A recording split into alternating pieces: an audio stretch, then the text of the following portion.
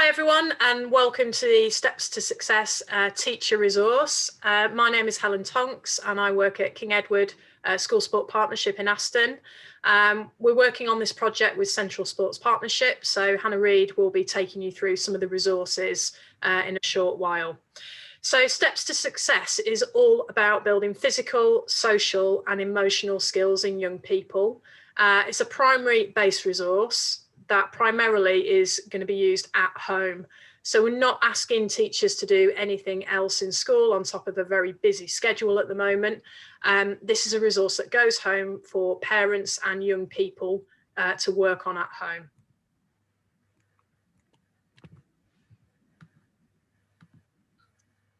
So there are three major points to our programme. It's aimed at pupils that are the least active in your school. And as I say, the idea is to build up some of the skills that they may have lost during lockdown and when they've come back to school in September. So we're going to be looking at the physical skills that young people may have lost through inactivity at home. Some of the social skills they may have lost, so those communication skills that are really important. And also the emotional skills. And you may have seen some pupils who were very strong in those three areas. Those skills may have reduced during lockdown. So those that are your least active may be different students from the ones that left you before lockdown. So just a little bit of background as to why we think this area is so important for our schools and young people. 73% of teachers have reported that children return to school with less physical fitness after the first lockdown period. That's obviously a really, really high number. Some of that was because young people just didn't have the physical spaces outside to go and exercise and be physically active. They may not have had the equipment to go outside and be physically active, and they obviously didn't have the school environment either to be active at lunchtimes and after school. In terms of the social skills, 71% of children were getting more active with their family during lockdown. And this is the core of what we're trying to do with the Steps to Success programme, to really build on that social element. So young people in their families with parents, carers, grandparents in some cases, building up those social skills.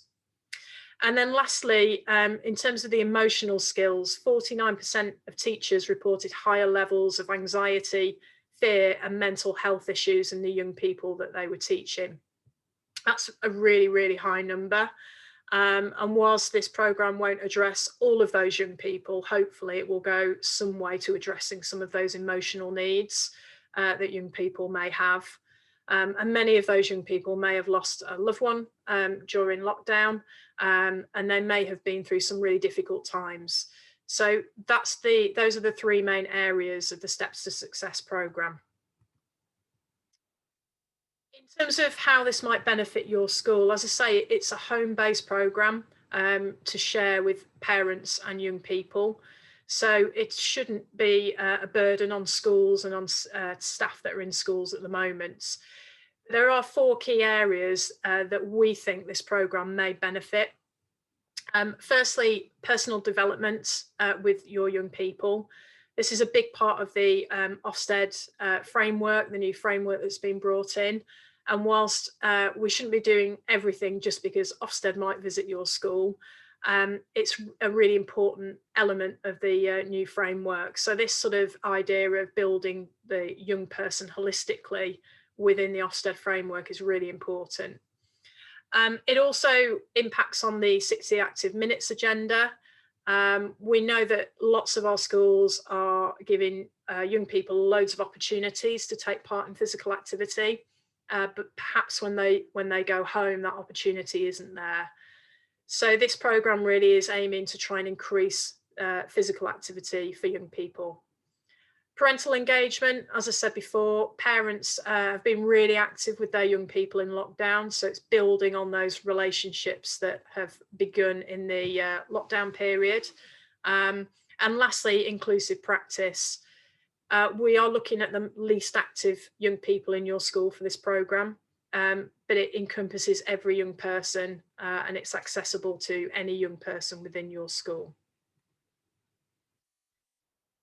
And then just lastly from me, this is a 3-step program. So as you can see at the top there, we're going to start with all our schools in both partnerships at level 1. So shortly you'll be receiving a 6-week resource that's used at home by families to develop those 3 key areas of a child's development: physical, social and emotional skills. Once young people have completed that level 1, and we'll show you what that looks like in a minute, schools will have the option of moving on to level 2, and this is in-school support for your young people that have taken part in the programme so far. It's free in both of the partnerships, so it's just a matter of letting us know which young people have been involved in the programme. And then level 3 is a full day training for all your wellbeing ambassadors. So these are the students that have developed from level 1 into level 2. And that will be a day where we bring those young people together across both partnerships. Now, obviously, at the moment, that is going to be very difficult with the current restrictions, but that will happen at some point. So it may be at the end of this year in the summer, or possibly into the next academic year if restrictions go that way. So those are the 3 main steps and the levels to the programme. I'm going to pass over to Hannah Reid now, who's going to talk a little bit about the resource and how it's used.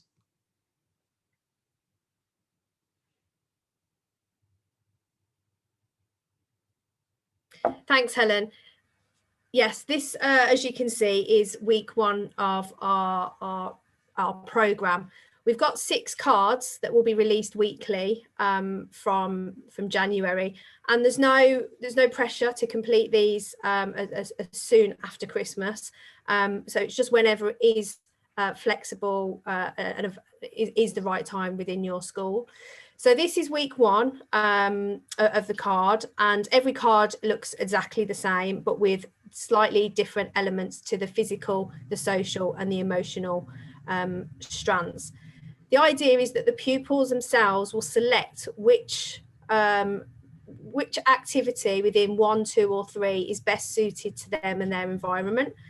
They complete that activity and then they give themselves the score. So if they completed the number 2 in the physical me, they would put the number 2 in the box right at the very bottom. And they would do that for every element for every week of the programme.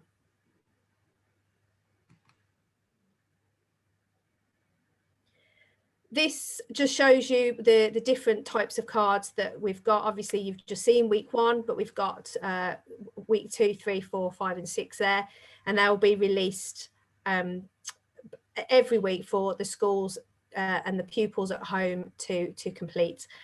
The scorecard on the right hand side of your screen is where the pupils will add their score every week, and then they would add that up at the end of the 6 weeks for their final total.